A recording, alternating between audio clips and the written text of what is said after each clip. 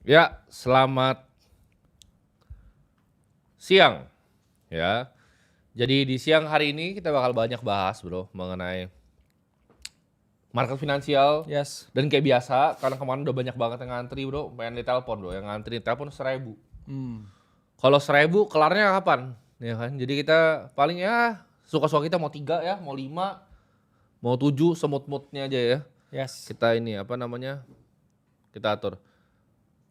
Nah, di siang hari ini pertama kita mungkin bahas konflik dulu bro ya, secara geopolitik Iran dan Boleh. Israel. Kemarin kan sempat kayaknya udah selesai bro, ceasefire sekarang. Karena dipaksa selesai kayaknya. Dipaksa selesai atau ini Apa panggung nggak pernah sandiwara. dimulai dari awal gitu? Karena menurut gua ketika gua melihat itu kemarin, jadi kan kita ngomongin sebelum Donald Trump decide untuk serang kan. Tapi di saat Donald Trump decide untuk serang dan retaliasinya begitu, Yes.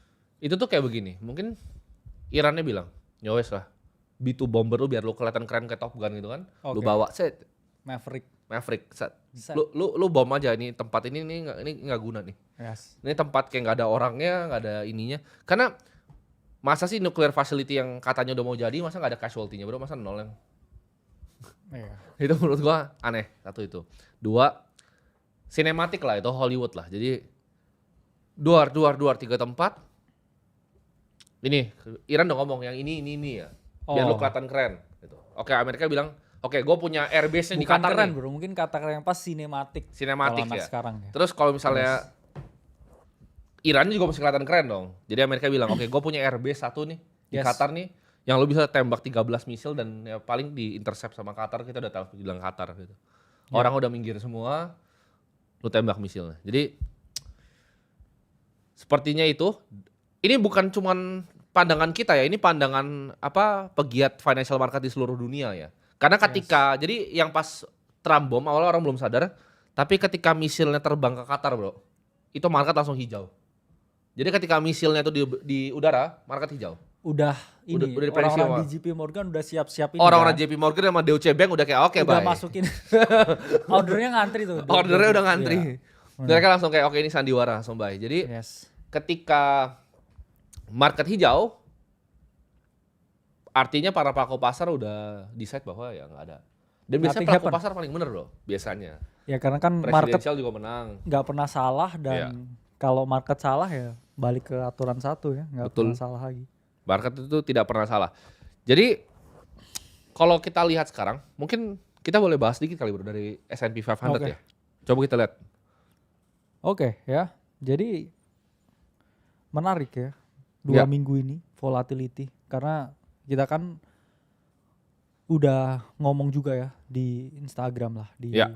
story kita bilang kayak watch out dengan volatility, ada potensi yang ada fake out dan sekarang nothing much happen tapi kita pump into resistance dan apakah kita breakout atau enggak ya jawabannya kita tunggu juga ya nanti malam, plus juga ya banyak yang mengantisipasi apakah ini akan jadi real breakout untuk SPX atau justru fake out karena Ya. price action dari SPX sendiri sangat suka bro. Kalau kita lihat ya time to time dia mengalami yang namanya fake breakout dan juga kembali mengalami penurunan. Ya. Itu pun juga sekarang sangat tergantung dengan Trump dan juga Powell juga ya. Kita ngomong masih malu-malu buat rate cut dan Trump bilang juga loh kemarin kalau ini idiot ini Jerome Powell.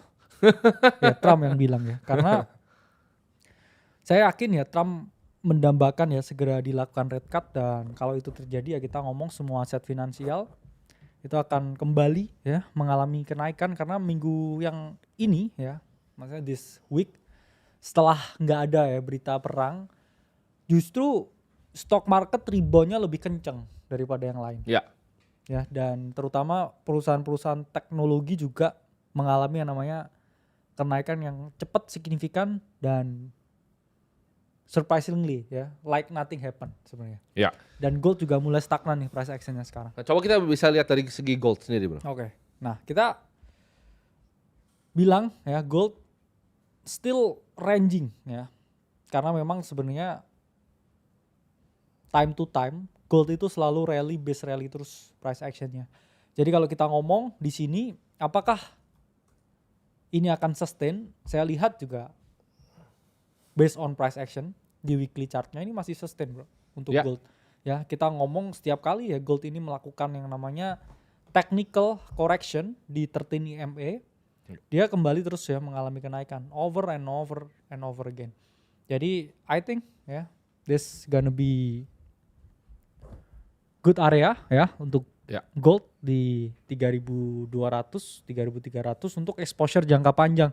Karena banyak orang yang pesimis ya dengan gold, dalam artian orang ngomong telat nih ya beli gold, FOMO dan lain-lain. Teman harus paham ya bahwa ya banyak lah orang yang bilang kayak oh ini semua orang udah FOMO nih, dia bakal nurun signifikan ya. There is no time ya ever gold itu turun lebih dari 20% loh, setahun ya, sepanjang kita ngomong this entire decade ya, dekade yang panjang ini. Jadi ini emang aset ya, kita ngomong safe haven. Dan kalau ada orang yang ngomongin kesamaan dengan gold dan juga Bitcoin ya, banyak yang ngomong sama, tapi menurut saya beda karena Bitcoin price action wise itu seperti S&P 500 ya, dan tidak mengikuti gold sama sekali. Kalau kita bandingkan chartnya pun juga nggak sama. Jadi gold is still a safe haven asset I think. Untuk sekarang kita bisa melihat bahwa investasi itu, teman-teman mungkin masih banyak yang bingung ya investasi itu di mana. Karena kemarin kan sempat kita bikin yang apa, tangga ternak uang itu. Ya kan? Yes. Banyak yang bingung. Aset yang 10-15% itu apa? Gold itu salah satunya. Ya. S&P 500 salah satunya. Beberapa individual stock di US juga ada, ya kan? Saham-saham yang kita sebut saham-saham compounder, ya. Secara historical Bitcoin juga, bro. Bitcoin juga mengalahkan 10-15% hurdle rate exactly. kita. Cuman ya balik lagi, nggak semua ya porsinya kan harus diatur. Betul, tapi teman-teman harus bisa manage ya. Kira-kira porsinya teman-teman tuh investor yang agresif kah? Konservatif kah? Apakah moderat? Nah ini kemarin banyak yang nanya gitu kan. Kalau misalnya saya punya gaji UMR gitu kan. Ya. Investasi gaji UMR tuh seperti apa? Jawabannya simple. UMR tuh investasi yang perlu dilakukan adalah investasi di skill dulu. Supaya nggak jadi UMR gitu. Tapi gimana UMR nih, kalian nggak mau peduli yang nggak bisa UMR. Lu kalau UMR lu udah pasti orang paling bego pasti. Sorry to say. Ya. Lu pasti bego. Kenapa? Karena kalau lu pintar dikit gaji lu pasti nggak gaji UMR. Gitu. Yes. Nah, bego sama pintarnya ini apa nih gapnya nih? Skill gitu. Lu bisa pelajarin. Oh, lu cuma tukang data entry. Oh, coba belajar akuntansi dong gitu. Pelajari akuntansi. Ketika lu bisa akuntansi, lu jadi akuntan. Gaji lu naik gitu. Jadi senior accountant lebih naik lagi, bro. Karena gini, kalau udah belajar akuntansi nanti gajinya nggak diamputasi. Oh, benar juga, ya. Tapi kalau cuma clerical kayak data entry di Excel doang, bro, kayak masukin data, ya kan? Misalnya kerja di perusahaan sawit gitu kan, ada yang data entry, terus ada perusahaan skincare atau cat. Kayaknya harus hati-hati nih ngomongin sawit ya kayaknya. Karena Indo itu gini, weh. Kayak tadi gue datang ke gedung, ya kan? Gue bingung kok kagak ada resepsionnya. Yes. Satpam kagak ada. Pas gue naik, anjrit gelap. Cuma kantor kita yang nyala. Satu gedungnya cuma kantor kita yang nyala. Yang masuk tuh cuma anak kita. Gue bingung. Ini apa ini kan gitu. Maksudnya banyak lah apa namanya tanggal merah di Indonesia. Tapi menurut gue terlalu banyak, bro. Karena orang jadi malas. Sama, saya juga tadi kayak udah turun kan, siap-siap. Terus saya selalu ini kalau sholat Jumat jalan dulu bro ke pinggir situ. Iya. Di parkiran gedung sebelah lah intinya. Iya. Terus tiba-tiba pas saya di inilah kok isinya parkirannya tinggal mobil itu gak ada yang sholat karena saya tanya satpam ini tanggal merah. Ya. Jadi nggak ada yang kesana. Sholat Jumat pas tanggal merah. Terus saya lupa lah tanggal merah lagi perasaan merah juga kan. Merah juga. Bener. Jadi Indonesia itu simple. Kalian ini misalnya pengusaha nih, gimana cara naikin income? Coba deh hari ini lu buka aja kantor lu. Oh iya. Pasti lu jadi sedikit lebih kaya. Damn. Gitu. Jadi simple, bro. Karena gini, bro, ini mungkin fun fact ya dan juga thing to consider dan juga semua orang harus dengar sebenarnya kayak investasi itu nggak ada ya sebenarnya. Setuju. In the long enough time frame, kamu beli apapun ngawur ya, asal nggak beli sampah itu pasti harganya naik. Ya, cuman scarce and desirable. Betul. Cuman kuncinya kan kamu harus punya duitnya dulu in the first place. Jadi kalau masih UMR ya dinaikin, kalau mau usaha ya ditingkatin outputnya. Terus kamu beli apapun lah, kamu beli kosan di Gading Serpong bisa naik. ya juga naik juga. Nah, In the long enough time frame kan. Yang Bro Kakak bilang itu benar karena gini, Warren Buffett yang bilang kebanyakan kekayaan di Amerika itu dibikin dari orang yang fokus satu bisnis. Dan kalau investasinya bener selalu boring loh. Oh ya, satu selalu boring, tapi Yes. kedua mereka bahkan banyak yang nggak perlu kayak kasarannya mikir tentang investasi.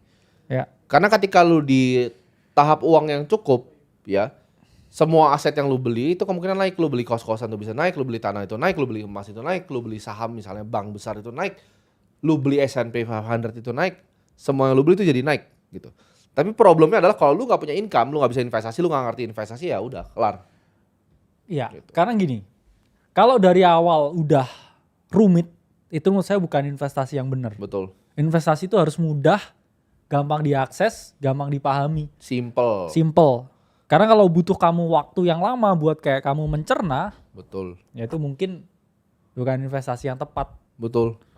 Jadi Indonesia itu negara yang simple ya. Satu, kebanyakan penduduknya itu kurang pintar. Yes. Kedua, kebanyakan hari libur. Jadi kalau lu kerja sedikit lebih keras dan otak lu sedikit lebih pintar, sedikit aja. Ya. Gua nggak minta kayak IQ lu 140, enggak. Sedikit aja, IQ lu 100 aja menurut gua. Iya. Di Indonesia tuh udah well off. Tapi banyak yang ngeklaim 150.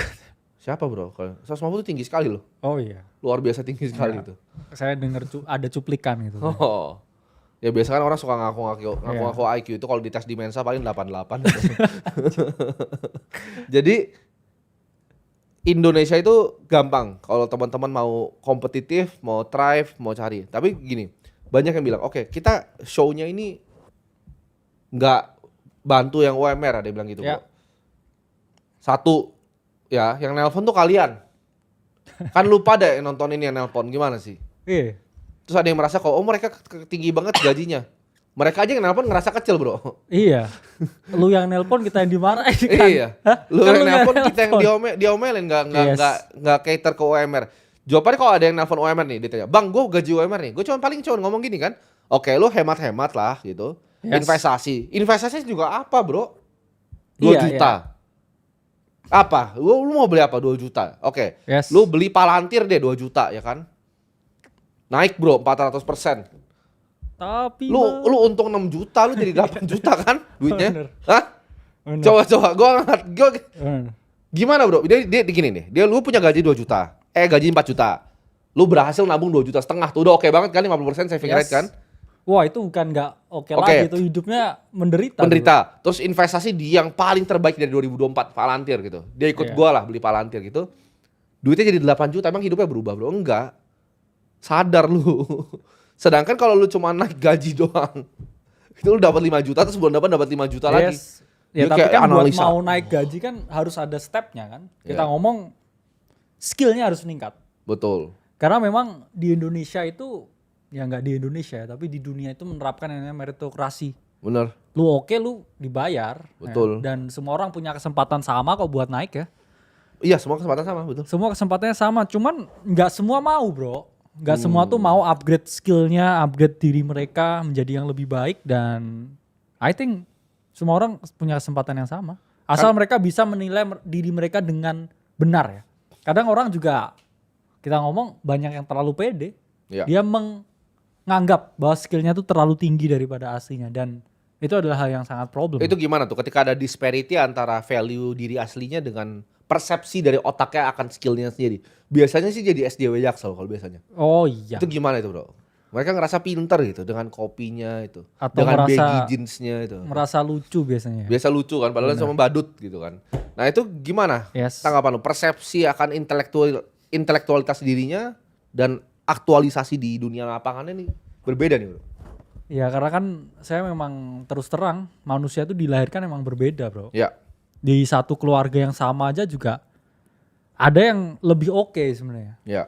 Tapi ada juga yang kayak emang udah nggak bisa ketolong, Gak bisa ditolong ya. nggak bisa ditolong. Dan orang-orang yang nggak bisa ditolong itu selalu memiliki kecenderungan karena insecurity-nya yang tinggi, dia pengen punya orang yang sama berpikirnya seperti dia. Dan dia akan mengglorifikasi, ya kita ngomong kebodohan Ya. secara publik. Dia tuh suka diketawain. Tapi dan itu jester kan kalau zaman dulu kan. ya tapi mungkin jadi kita nggak badut kan? tahu. Tapi mungkin kalau fetishnya begitu, Oh, bisa mungkin aja. juga apa? Ya mungkin ya istrinya ya mungkin juga suka sama suami iya. badut juga Iya, gimana? mungkin. Fetishnya kan. Fetishnya badut gitu kan. Iya. Tapi kebanyakan orang begitu sih, hidup kalau misalnya nggak bring much value, mereka itu suka jadi bahan atensi. Karena mungkin nggak pernah diperhatikan dari kecil, hobinya cuma jadi badut. Jadi teman-teman, ini yang bahaya juga sebenarnya menurut gua di orang-orang yang bekerja ya. Mereka merasa kayak value dirinya itu tinggi. Mereka itu bisa berhak mendapatkan sesuatu yang sebenarnya lu nggak berhak mendapatkan apa-apa. Damn. Kalau dites juga mungkin otak lu nggak ada. Ya ada lah, kecil paling. Kemarin bro, Hah? kemarin Di gua X-ray ada lah, kecil paling. gue itu lagi ada makan. Yes. Gue nggak sebut lah di salah satu restoran. Ada satu orang kurang ajar bro, kurang ajar datang. Gue nggak apa-apa ya kalau kalian mau minta foto tuh gue nggak masalah sama sekali. Tapi kalau gue lagi ngobrol sama orang jangan diganggu terus langsung main duduk bro. Langsung main duduk kan. Dibilang saya bisa nggak Tapi kerja sama. nggak duduk di paha lu kan? Oh tapi. enggak. Hah? Gak se ekstrim Ntar orang tiba-tiba tahu lu gini. tuh. Iya. Jangan. Jangan. Dia Iya. nggak main duduk di situ. Duduk Oke. sebelah gue lagi ngobrol. Dia bilang, gue bisa kerja gak sama lu? Oke, gue bilang boleh. Coba. Oke, gue mau kerja sama lu. Karena gue udah bingung kan mau gimana. Dulu dia duduk begitu. Masa gue usir keluar. Oke.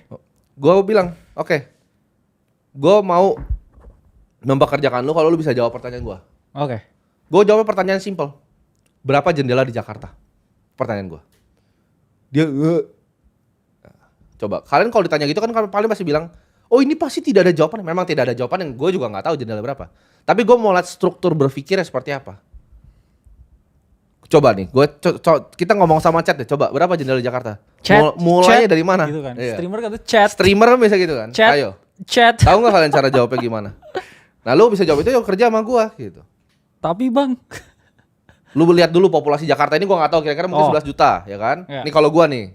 Populasi Jakarta kira-kira 11 juta. Rumah tuh ada apa aja gitu. Ada residential, Iya. rumah, apartemen. Lu cari itu dari situ. Kira-kira residential tuh berapa? 5 sampai 10 jendela. Dari 11 juta itu mungkin satu household tuh 3 orang. Lu bisa kayak kira-kira kasih gua strukturnya. Tapi orang Indonesia tuh terlalu bodoh sih menurut gua negaranya ini. Ya, makanya satu libur mulu, orang-orang yang bodoh. Terus yang merasa sok pintar tuh jadi badut akhirnya. Inilah 3 ini yang bikin negara ini hancur menurut gua. Nah itu yang kita mau bikin dengan show ini gitu. Ya, jadi itu yang kita mau bikin dengan show ini. Gimana caranya kita bisa elevasi kalian, uplift kalian. Tapi kalau kalian yang cuma UMR, lu seumur hidup, bahkan ada bro kemarin bro, bilang udah umur 35 UMR. Itu mah lu yang bego aja. Lu 35, skill lu kagak nambah mah lu. Ya. Ada yang bilang juga bro, dia nggak dapat kerjaan job fair terus mau belajar investasi, itu gimana itu menurut lo tuh? Ya Belum punya kerjaan terus mau investasi itu? gini ya. Jangan datang ke job fair tapi Iya, dapetin jobnya nggak fair gitu kan. iya, Karena banyak juga ya yang datang sana berantem bro jadinya. Iya. Hah? Itu kayak Iya malah ini, ada tempat cari kerja gitu bener. kan. Ada yang bilang Lu nih, tuh kayak sama-sama kasihannya gitu kan. bener. Ada yang bilang jangan kerendahin orang anjing, tapi lu emang rendah. Lu emang rendah gitu, jadi nggak peduli gua. Ya, Enggak, maksudnya gini kan sama-sama kayak ya sama-sama cari kerja kan sama aja kayak cari Iya, makan bener. kan bro. betul. Itu misalnya ada satu tempat makan tuh sama tonjok-tonjokan kan. Ini ada yang nih balik lagi misalnya contoh ada yang chat so pinter nih, lihat BPS jumlah rumah bang dan data makin jendela. Enggak gitu, jadi itu tuh interview level hedge fund tuh ditanya seperti itu gitu, ditanya berapa kucing di Cina, berapa jendela di Jakarta. Mereka mau lihat strukturnya, ini ada yang sok-sok pinter, lihat BPS jumlah rumah bang. Nggak gitu cara jawabnya bego. Makanya lu nggak akan pernah kerja sama gua. Karena struktur logikanya cacat gitu ya. Ada yang bilang estimasi segini, nggak begitu. Itu nggak diminta jawaban aslinya. Itu pertanyaan yang tidak ada jawaban asli. Cuma mau lihat struktur logika cara berpikir. Nah,